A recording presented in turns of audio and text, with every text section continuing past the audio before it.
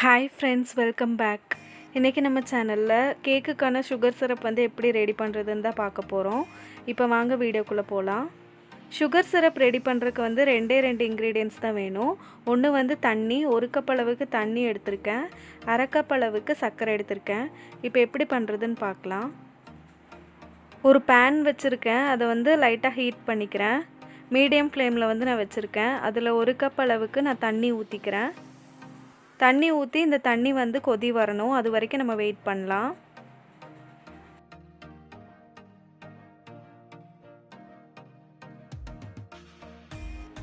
இப்போது நம்ம சேர்த்த தண்ணி கொதிக்க ஆரம்பித்ததும் இதில் 1/2 கப் அளவுக்கு நம்ம எடுத்து வச்சுருந்த சர்க்கரையை சேர்த்துக்கிறேன்.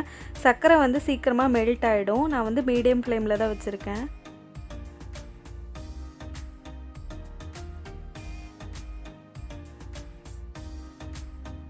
இப்போ ஒரு நிமிஷம் ஆயிருக்கு. நம்ம சேர்த்த சர்க்கரை நல்லா மெல்ட் ஆகிட்டுருக்கு.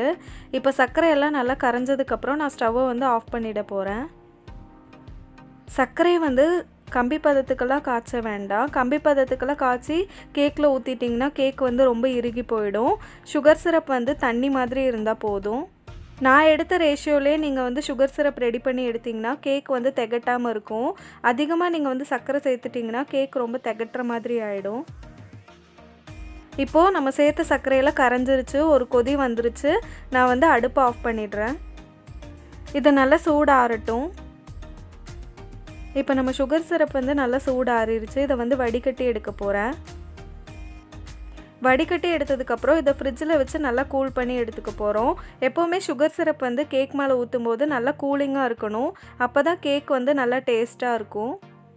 இந்த சுகர் சிரப்பை 3 to 4 days நம்ம ஃப்ரிட்ஜில் ஸ்டோர் பண்ணி வச்சுக்கலாம். கேக் ஆர்டர்ஸ் எல்லாம் வரும்போது முன்னாடியே நீங்கள் சுகர் சிரப் ரெடி பண்ணி வச்சுக்கோங்க. அப்போ கேக் பண்ணுறதுக்கு ஈஸியாக இருக்கும். அப்புறமா இன்னொருத்தவங்க கூட கேட்டிருந்தாங்க, கேக்கில் எவ்வளோ சுகர் சிரப் அப்ளை பண்ணணும்னு கேட்டிருந்தாங்க. நீங்கள் சுகர் சிரப் அப்ளை பண்ணதுக்கப்புறம் கை வச்சு தொட்டு பார்த்தீங்கன்னா நல்லா சோக் ஆகிருக்கும். அப்படி இருந்ததுன்னா சுகர் சிரப் கரெக்டாக இருக்குன்னு அர்த்தம்.